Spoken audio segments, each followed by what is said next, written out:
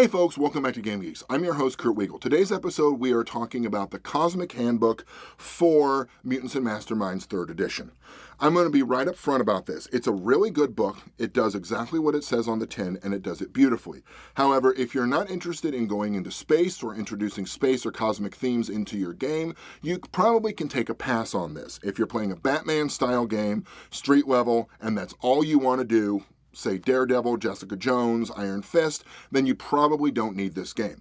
However, if you're more interested in, say, the Green Lantern Corps, the Nova Corps, or where the Avengers movies seem to be going with the Infinity War coming up, then this is a book you should probably take a very serious look at.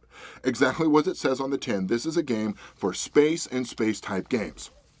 So, one of the things I love about this, and that I wish more game books would do, is it gives you a fairly good 20-page-ish history of the outer space and cosmic themes in superhero comics, which I always love reading through those because I'll confess I'm sort of a relatively new fanboy to comic books, and the space genre is not my area of expertise. I can tell you a lot about the X-Men, but I can't necessarily tell you a lot about the Nova Corps or the Green Lantern Corps, other than there's now a bunch of colors, and my kids seem to know most of the oaths, and etc.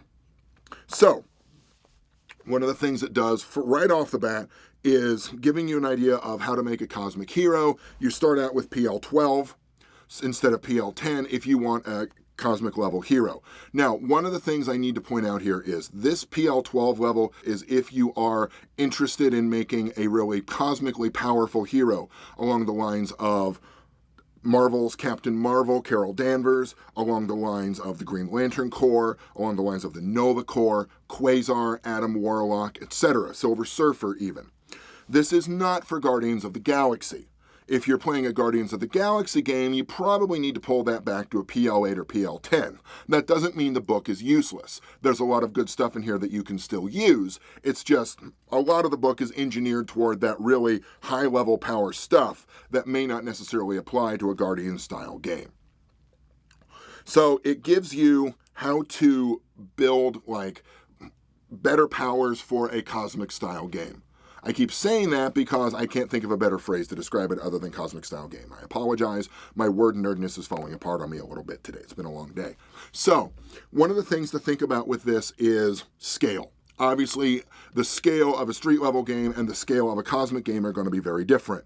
Daredevil doesn't fight at anywhere near the same scale as the Annihilation Wave did. So it gives you distances and how to use that time measurement table to apply to bigger distances than you might initially think about. Speed and how it relates to travel time, specifically how to use the specialized movement space travel ability at one of 3 ranks. Also the space hazards, vacuum, radiation, lack of oxygen, etc. And how easily a lot of that is handled with the immunity power that can either be built into a gadget or built into your power itself.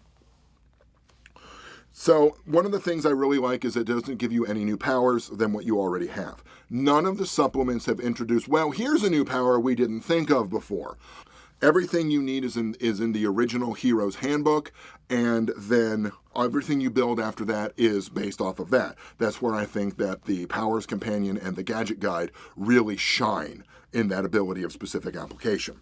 Then it gives you a whole bunch of archetypes, which is really kind of cool, because the specific types of characters you could play, they range from PL10 to PL12. You've got your Cosmic Buccaneer, your Ray Gun Hero, sort of at the low end of things, up to higher level stuff to a PL14 for the Silver Surfer types. Beyond that, how you want to set up your game, minions, cosmic villain archetypes, everything from the alien Supermind, the Space Dragon, a Devourer, to a Time Master. Minions and specific cosmic minions, xenomorphs, and predators get some shout out in here. And then specifically as it applies to the Freedom City, Emerald City setting. So you've got more information on the GRU Unity, which are sort of your scrolls, the lore Star Republic that recently fell with the rise of Collapsar, which is sort of the meta plot that was introduced in the Emerald City guidebook, and the Stellar Imperium that has come out of that with the StarCon, the more militaristic approach. You've got stellar factions, this gives you the Star Knights, which are sort of your Green Lantern Nova Corps types. Finally, it gives you a city Freedom City 2525, which is, I feel like I'm singing a Zagier and Evans song, which is more your Legion of Superheroes type setting, which is sort of scaling up from what you saw before. I'll repeat again, if you want to take your game into space, if you want a cosmic level game beyond that of, say, Guardians of the Galaxy, which is just Firefly with superpowers, then you really need this book. This would also help you a lot for a Guardian-style game, specifically with some of the equipment, how to deal with space-level stuff, etc. I'm quite fond of it, even though I'm a relative newbie to the idea of cosmic games, and reading this made me want to take a superhero game into space. One of the things I'm considering is how to take my established Earth 2725, which is what the Earth designation I call my super universe, and bringing it out into space. For Game Geeks, I'm your host, Kurt Wiegel. Good day and good gaming.